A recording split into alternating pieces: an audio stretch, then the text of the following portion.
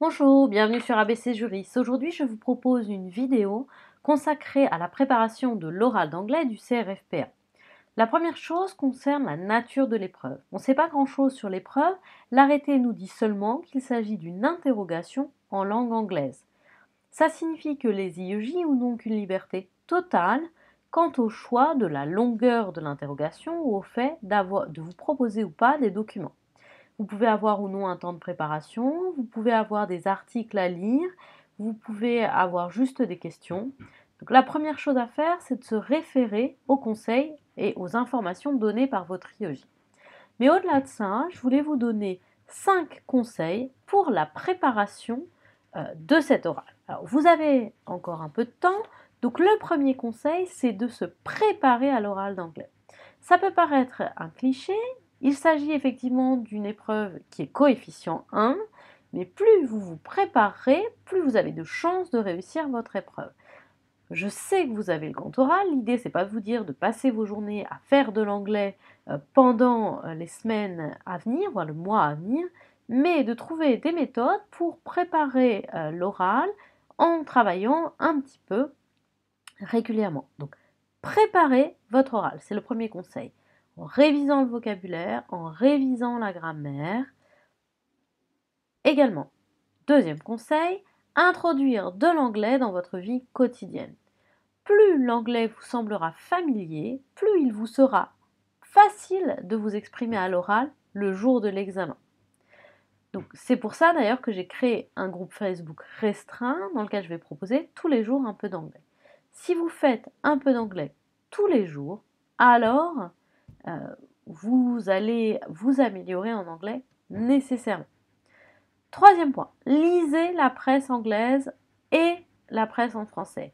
Plus vous connaîtrez l'actualité, il vous sera facile d'en parler. Même si vous la connaissez en français, vous pourrez plus facilement parler de quelque chose que vous connaissez, même en anglais, que de quelque chose que vous ne connaissez pas. Si on n'a pas de programme pour l'épreuve d'anglais, elle sera très certainement tournée autour de l'actualité ou de discussions juridiques.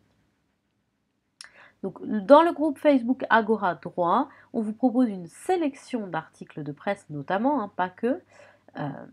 N'hésitez pas à nous rejoindre. C'est un groupe Facebook qui, pour le coup, où vous êtes ouvert et qui est gratuit. Également, écoutez et regardez de l'anglais.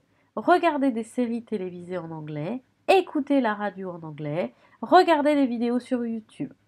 Il va falloir comprendre votre interlocuteur le jour J. Si votre examinateur vous pose des questions et que vous ne les comprenez pas, vous ne pourrez pas y répondre, évidemment.